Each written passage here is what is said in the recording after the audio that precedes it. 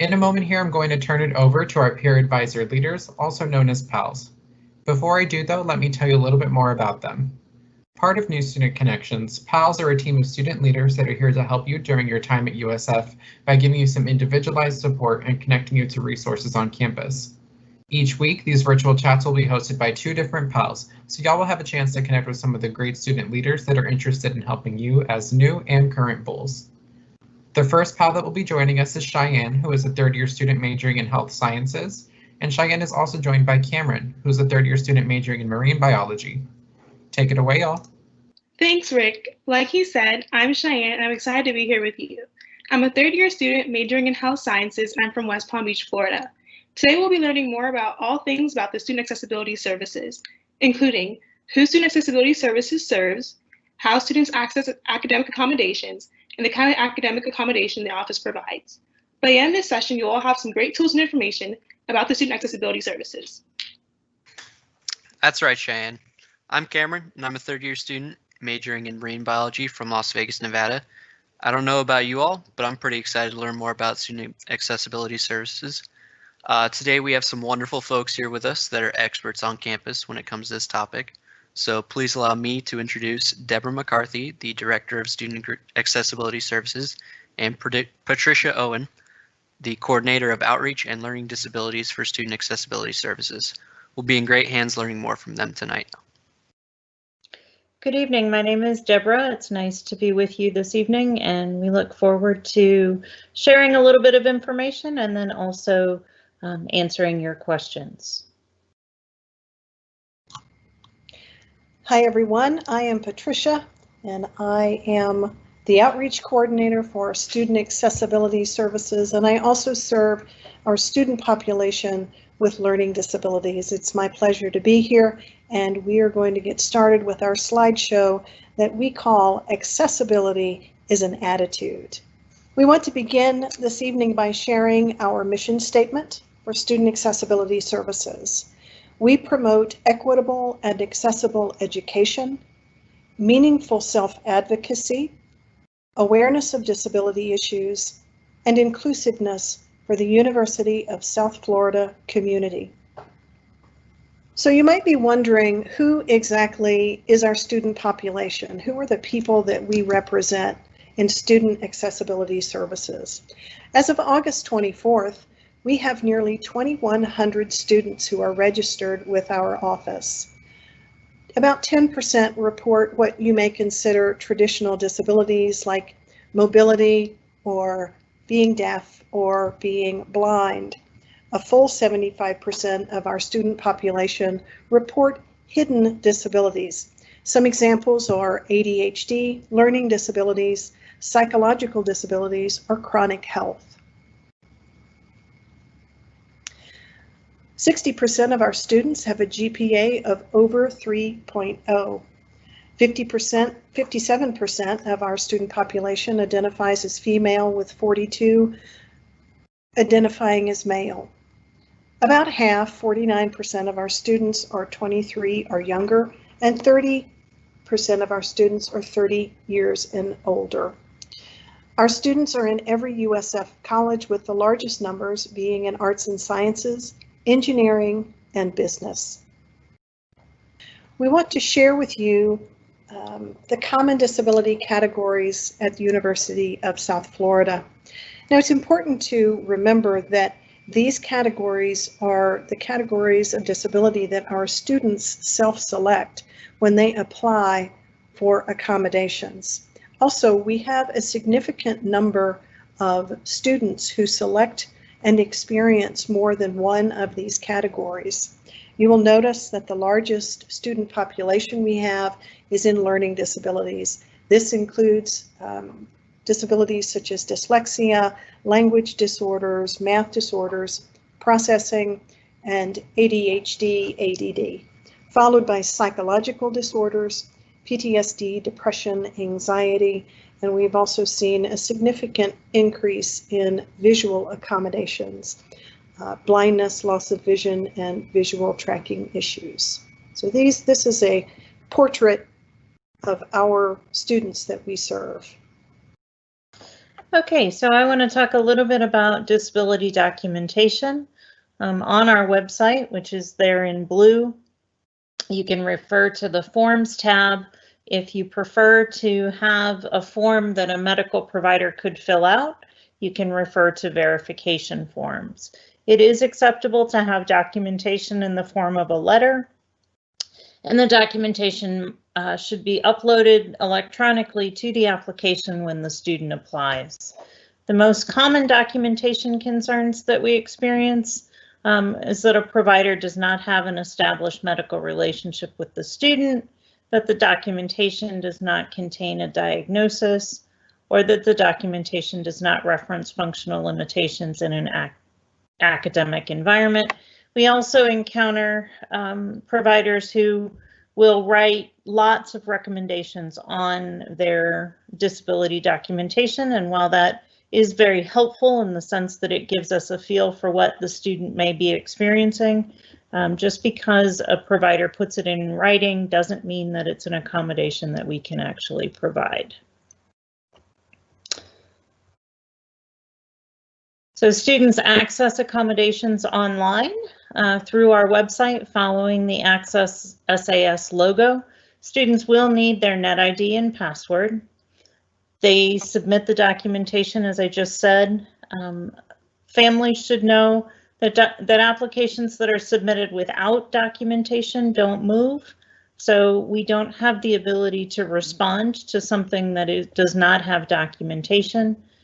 Once we have an application and documentation, we respond to the student via email at the student's USF email address regarding scheduling an appointment.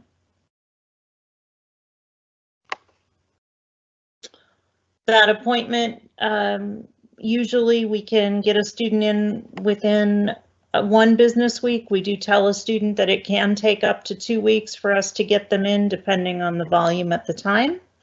Once a student meets with one of the SAS team, all of those meetings being remote for the fall, so either by phone or by Teams, the student can download an accommodation memo, and then the student delivers those memos to faculty, again, either in person or by email, or by scheduling a phone consult with the faculty member.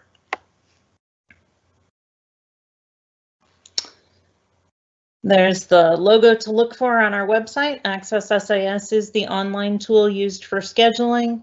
And as we just talked about, there are no in-person accommodated exam services for fall.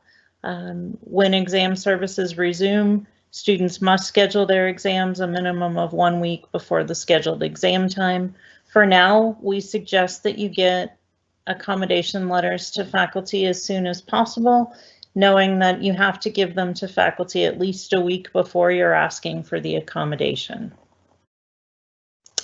That's a sample accommodation memo. I know that's hard to read, but the important thing to note about that particular memo is that it does not reference what a student's disability is. It only says that the student is working with student accessibility services. All of the accommodations are listed by bullet points. So in that way, we do protect your students' confidentiality. Also, students are the ones who are distributing these memos to faculty. So a student is the one who has the option of giving it to one instructor, but not another. If you do not deliver an accommodation letter to a faculty member, your accommodations are not active. Things to know about accommodations, they are not retroactive. What that means is that they go from the day the faculty member receives the letter forward. So for students who choose to wait until after the first exam, those first exam grades will stand. We do need a student's name or a U number in order to answer questions about a student's accommodations.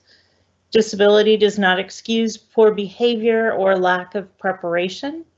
We do communicate with students via email, so if you are trying to help your student and they are concerned that they haven't heard from us, please suggest to them that they both wait a reasonable amount of time. Most of us are responding to emails within 2 business days, but we do respond by email. And then depending on the accommodations that are needed, the student may be required to check in with SAS each semester. How to be an ally? like we just talked about, encourage your students to review their USF email, remind your students to download and distribute accommodation memos, help students understand reasonable response time and university deadlines. I received lots of frustrated emails from parents and students today indicating that they had sent an email at midnight on Friday and hadn't gotten a response yet. Most of us are not monitoring email 24 hours a day. We are trying to maintain our own health as well. So helping your student understand that they are one of 2,100 students and we're doing the best we can would be appreciated. Practice discussions about accommodation needs with your student, and then know that we do speak directly with your student or email directly with your student.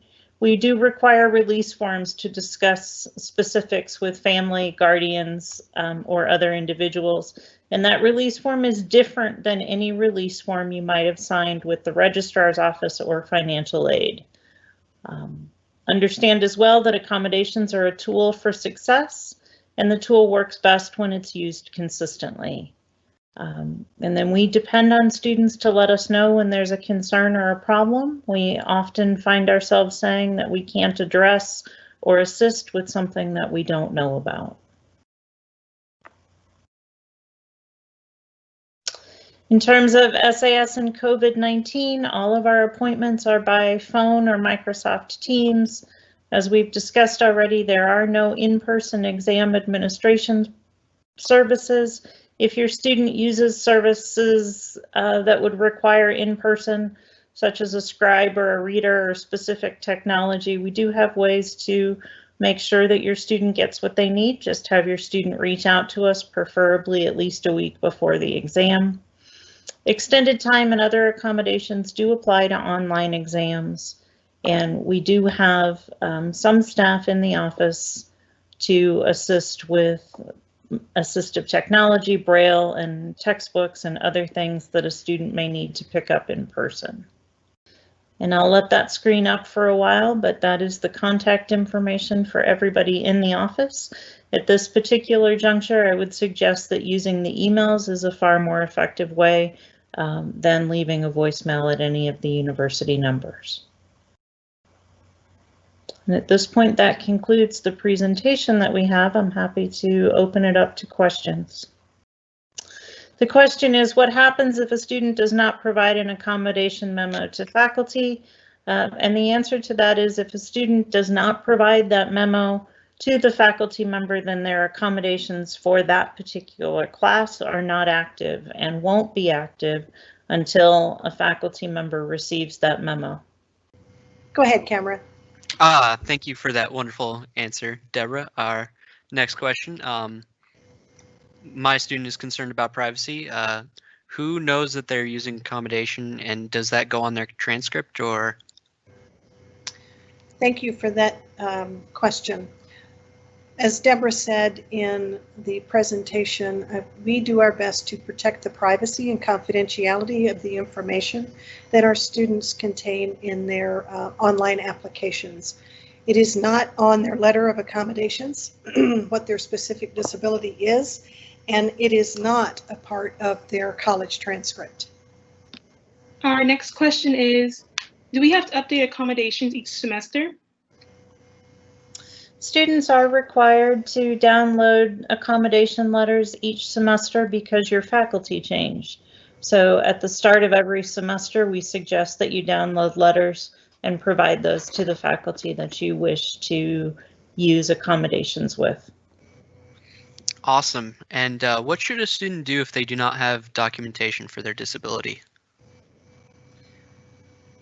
A student should be in contact with their physician, with their primary care physician, or any physician that has diagnosed them with a particular disability.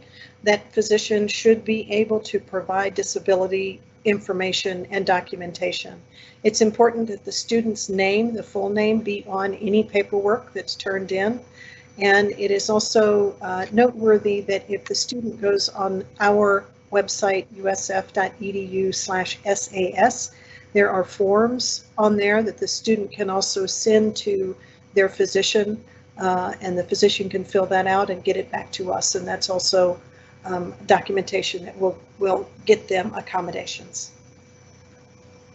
If a student just wants to talk with someone about what accommodations might be available or what documentation we would accept, have the student send an email stating that they just want an information appointment with somebody to the general SAS email, and we will work them in. If they apply, again, without documentation, we don't have any basis to respond to that application yet, but if they send a general email saying they need to talk with somebody, we will make sure that somebody gets in touch with them. And can you please repeat that? Go ahead, Cheyenne. Okay, sorry about that. Thank you, Deborah and Patricia, for that answer. Our next question is, does the Student Accessibility Services Office help with picking classes that are more accessible? We actually don't. What we can do is help a student work with their academic advisor and explain the accessibility needs that may be needed. And particularly with COVID, we have been able to work with academic advisors to find students online classes or online versions of classes that are normally in person. That's awesome. What if a student needs help sooner than the next available appointment? We always have someone on call in the office. So for example, I'm on call tomorrow. So if you have a question that you consider to be an emergency, please give our office a call and we will do our best to respond to you. I can tell you that I am responding to students within 1 or 2 days of getting notification. So we are really responsive and trying to set up our appointments as soon as possible. Do you all work with getting accommodations for jobs on campus? We do not. If a student needs accommodations for employment on campus, that accommodation request would go through the employer and human resources. There are times when human resources will then reach out to one of us and say, what does the student use in the classroom? How can we duplicate that in the employment situation? But all official employment accommodations go through HR. How can I learn more about social or advocacy events? That's a great question for the outreach coordinator. Get in touch with me. I am currently working on some events that are going to happen in October. It is Disability Awareness Month. We are hopefully going to have a virtual event with Temple Grandin, who is a very well-known autistic speaker and advocate for people with disabilities. I am also interested in the students' ideas. If there are students out there listening, please be in contact with me. We will also be holding our Accessible Ally training. I'm happy to have students who want to help with that training, who want to learn more about public speaking or presenting a training. I would be happy to talk to you. So if you have any questions or ideas, please be in touch with me at onp@usf.edu. Do you all provide software or technology like note-taking pens, or do students pay for them? We do have smart pens available for some of our students who need those. We also have various software that students can either use on campus or some of our software can be downloaded, but there is no charge to students for any of that.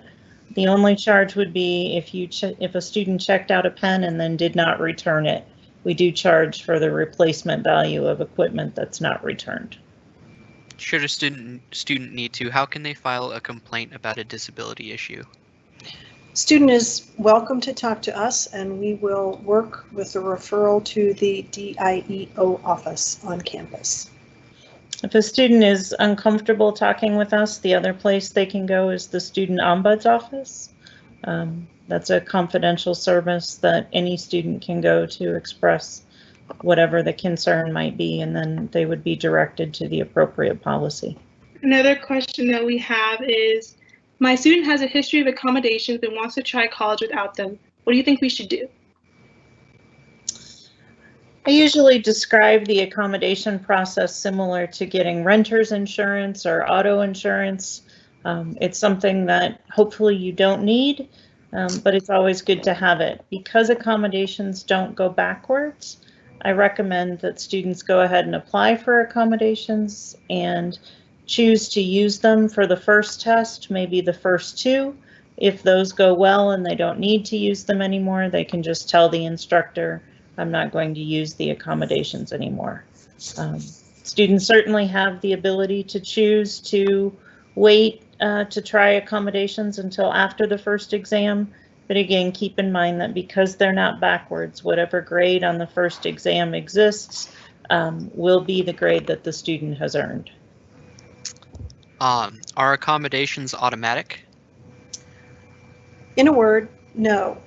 As we have heard tonight from the application process where the student has to access our website and provide information and documentation concerning the application and disability, to our conversation, what we call an intake interview with each student.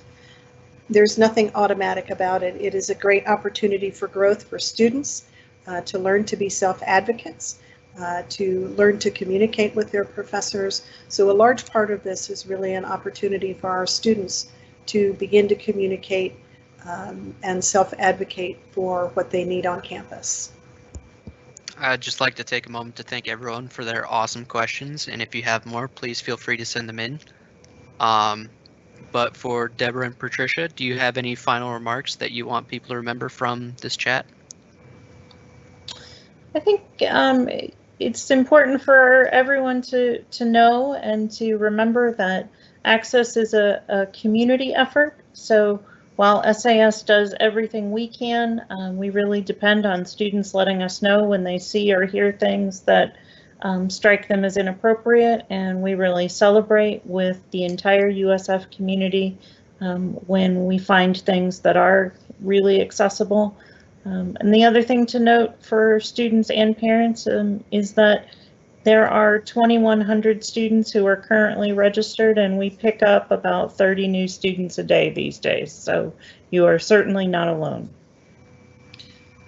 And I would just add that I believe that accessibility is a justice issue, and we are privileged in our office to be helping to create leaders for tomorrow by helping them learn to advocate for themselves today. And I hope that we can count on you to be allies to our students and everyone who experiences disabilities. And thank you for this opportunity. Looks like one more question came in. I'll be happy to field it if somebody can tell me what it is. Are there any social events for SAS students to have friendships? Not at this particular moment. We do have a couple of things planned for October. Most of the student groups that are that respond to disability issues are actually led and developed by students. Patricia will be doing some accessible ally training that allows students to participate in training sessions about how to be an ally and how to support students with disability services, so I would look for those. Those were some great questions, everyone. Hopefully this time was helpful for you to learn more about student accessibility services, their resources and services that they offer for students, and just learning more about them in general. Thank you again to our pals, Cheyenne and Cameron, as well as to Deborah and Patricia from Student Accessibility Services for joining us tonight to help us all learn a little bit more. To connect with Student Accessibility Services, on your screen you'll currently see Deborah's email. That is dmccarthy@usf.edu, 2 C's in McCarthy. So go ahead and email them with any specific questions that you may have after this presentation. And again, thank you for your participation in this Q&A. To stay connected with us at New Student Connections, you can follow us on Instagram at USF_NSC or email us at newstudent@usf.edu, both of which are currently displayed on your screen as well. In a moment, you will see the attendance link shared just one more time, so if you haven't already, please go ahead and give that a click and let us know that you're here with us. We hope to see you all at our next How to College virtual chat this upcoming Tuesday, September 8th at 8 p.m., where we will be learning more about time management and setting up your space from some folks from the Academic Success Center. For more information about these virtual chats and some other great opportunities for all Bulls this fall, please go ahead and download the Go Bulls Guides app from your app store, and where you can check out the USF Student and Family Guide. In there, you'll be able to find some helpful tips, resources, and information about USF, as well as a schedule of events that you all will be able to take advantage of. And if apps on your phone are not your speed and you would rather see this guide in a browser version, you can follow the URL currently displayed on your screen on the left. Thanks again for joining us to learn more about How to College, and as always, go Bulls!